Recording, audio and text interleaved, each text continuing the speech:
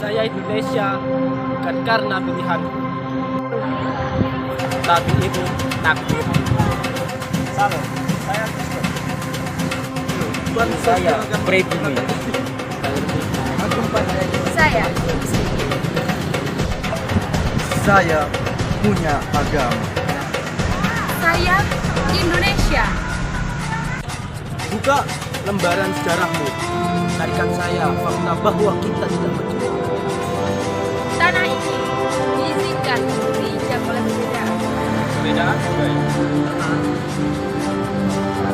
Perbedaan kepercayaan. Di mana mayoritas bertemu dengan minoritas menjadi solidaritas. saya satu kita berdua, cerai kita Sampai akhir hidup. Kami Indonesia.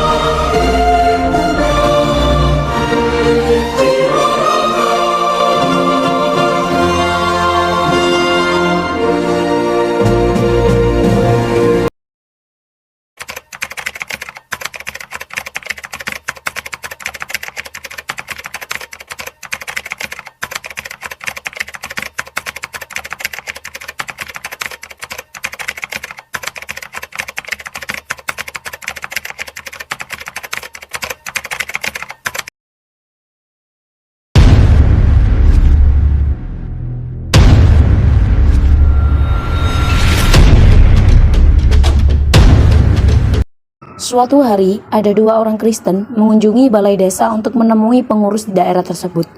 Namun, setelah mereka ke sana, ternyata mereka mendapatkan info bahwasannya Bapak Kepala Desa tidak sedang berada di balai desa, melainkan berada di taman yang tak jauh dari balai desa tadi. Dua orang Kristen tadi pun menghampiri Bapak Kepala Desa yang sedang berada di taman yang tak jauh dari langkah mereka. boleh kita sebaiknya bertemu di sana dulu gazebo lebih baik.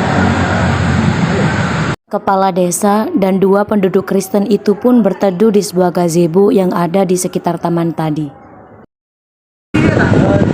Apa yang kamu lakukan? Bisa coba ceritakan apa itu? Kami di sini mewakilkan suara-suara dari orang-orang seperti kami yang beragama Kristen. Kami ingin dibangunkan gereja di desa kami ini atau wilayah-wilayah yang dekat di desa sekitar pemerintahan Bapak. Jadi begitu Pak. Iya Pak, jadi gereja di kampung kami itu sangat jauh jangkauannya, makanya dari beberapa teman kami banyak yang mengeluh. Kami ingin membangun gereja di sekitar kampung kami ataupun desa kami. Jadi seperti yang sudah disampaikan oleh teman saya tadi, keinginan kami hanya itu Pak. Apakah Bapak bisa menyanggupi atau memberi saya? Saya bisa menjawab itu. Sebenarnya saya bisa mengatakan di luar saja. Tetapi dari pihak kelurahan sendiri itu saat ini pada rencanakan. Namun jabatan saya sebagai kepala desa tidak bisa semena-mena atau secara hukum langsung memisahkan itu. Jadi saya harus berembuk itu dengan orang tua desa yang lain. Sampai tapi dari kesepakatan yang hal sama dan tidak terjadi itu di dalam desa sendiri. Jadi memang dimaklumi. Mungkin langkah selanjutnya itu bisa kita lihat itu di Baik Pak, berarti langkah selanjutnya yang harus kami lakukan itu bagaimana Pak? baiklah. Nanti saya akan kumpulkan warga desa di gereja untuk menentukan hal ini. Kita tidak berbicara pada nanti. Dan jalan kedua harus diberikan.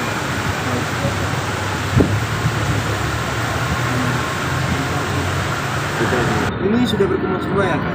Ya Pak. Baik, saya buka. Assalamualaikum warahmatullahi wabarakatuh. Selamat sore semua. Baiklah. Pertama-tama saya berterima kasih untuk kalian yang mau merelakan sedikit waktunya untuk bertemu dan menghadiri undangan yang saya sebarkan. Dan saya ucapkan terima kasih sekali lagi pada yang sudah hadir di sini. Oke, jadi saya mengumpulkan kalian. Mohon maaf saya tidak di balai desa tapi di sini saja ya. Pertama-tama dari yang saya lihat ada keluhan bahwa opsi-opsi baru yang diinginkan oleh umat Kristiani, yaitu warga-warga desa yang beragama Kristiani menginginkan adanya gereja di sekitaran daerah ini. Nah, itu semua dikarenakan akses untuk menuju gereja itu sangat sulit atau jauh, yang menyebabkan mereka kesulitan untuk beribadah. Oleh karena itu, saya di sini mengumpulkan untuk menemukan bagaimana atau apa yang bisa ditemukan dari pembukaan ini, yang mungkin kalian bisa memberikan pendapat, solusi dan lainnya. Begitu saja, silakan. Baik Pak, saya di sini akan memberi tanggapan saya. Saya tidak setuju dengan adanya pembangunan gereja di kawasan ini, dikarenakan banyak pengaruh-pengaruh yang bisa mempengaruhi umat Islam. Mengapa saya bilang itu? Mungkin, bukan mungkin ya, mayoritas di sini kan kawasannya kawasan umat Islam. Takutnya jika ada pembangunan gereja di sekitar sini,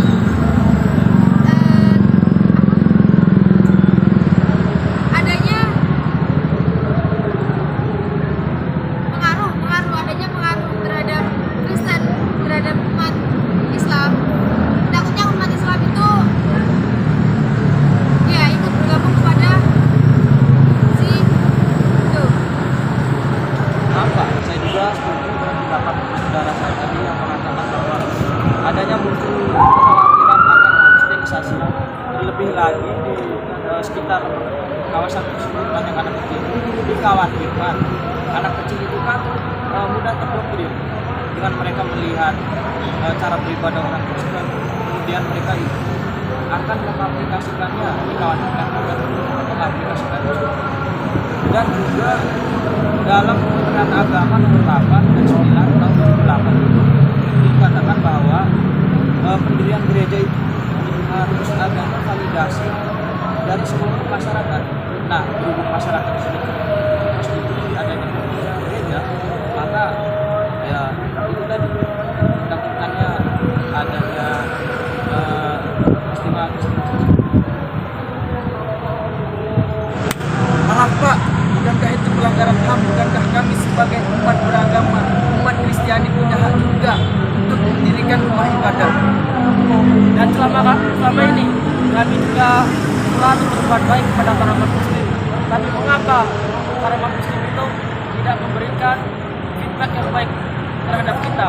Kan ada istilah kan Pak, berbuatlah baik kepada orang yang baik kepada kamu. Tapi mengapa para umat muslim tersebut tidak bisa menerapkan istilah-istilah itu? Pak, lalu bagaimana dengan nasib-nasib anak warga atau generasi-generasi muda di desa ini yang terpengaruh dengan cara beribadahnya mereka? Terus pokoknya yang ranahnya mereka gitu. Apakah itu tidak menerapkan HAM juga?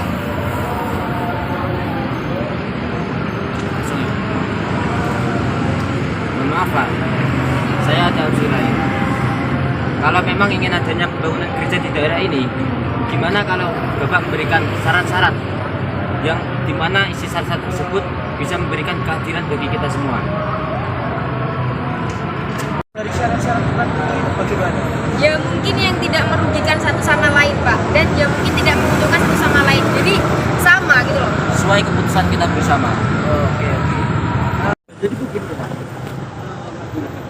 Sebenarnya soal ketentuan dalam pendirian rumah ibadah itu bukan hanya soal keagamaan, tapi sebenarnya sudah diatur oleh buku kita, undang-undang kita yang tercantum dalam pasal 14 ayat 1 dan ayat 2 peraturan bersama dua menteri, Menteri Dalam Negeri dan Menteri Agama, nomor 9,5 per 2006. Itu yang dimana jika pendirian ini harus memenuhi yaitu syarat-syarat administratif dan syarat-syarat teknis bangunan ibadah.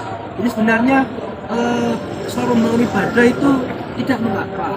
Untuk masalah apakah anak-anak kita nanti tercemar oleh ajaran-ajaran atau terdogma oleh ajaran-ajaran Kristen, itu kembali lagi kita bagaimana ibu-ibu, bapak-bapak ini untuk mengajarkan anaknya. Seharusnya kita bukan mengembangkan bagaimana rasa kita menolak mereka, tetapi bagaimana kita rasa toleran kita.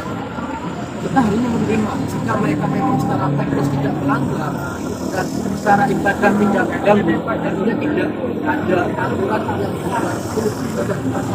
masalah keyakinan. Harusnya untuk kembali lagi, keyakinan itu adalah inti dari kita sendiri.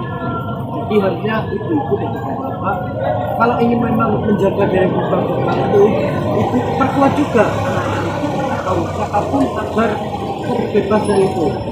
Jadi kita benar-benar menerapkan sila ketiga itu, bagaimana kita harus menyatukan antara Muslim dan Kristen menjadi satu payung dalam desa kita, agar desa kita benar-benar menjiwai ini itu yang menjadi salah satu semboyan atau jiwa dari negara kita.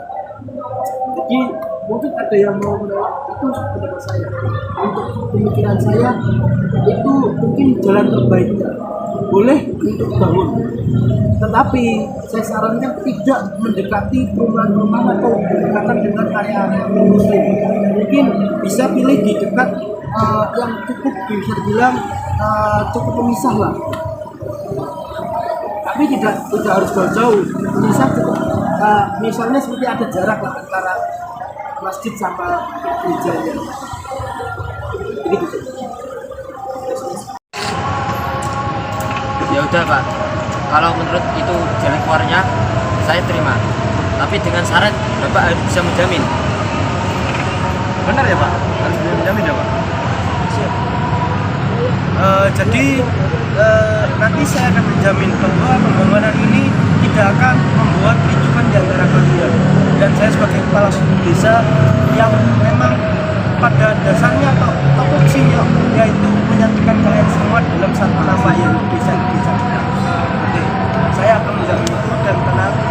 Saya minta mungkin kita bisa bersama. Meskipun Indonesia adalah negara yang kaya akan perbedaan dan keberagaman, hal tersebut membuat Indonesia rentan terpecah belah akibat perbedaan yang ada. Perbedaan di masyarakat bisa memicu konflik yang menimbulkan kerugian banyak pihak. Oleh karenanya, diperlukan sifat toleran dan juga tenggang rasa terhadap perbedaan dan kemajuan di masyarakat. Sifat toleransi haruslah ditanamkan sejak dini, supaya bisa menerima perbedaan yang ada.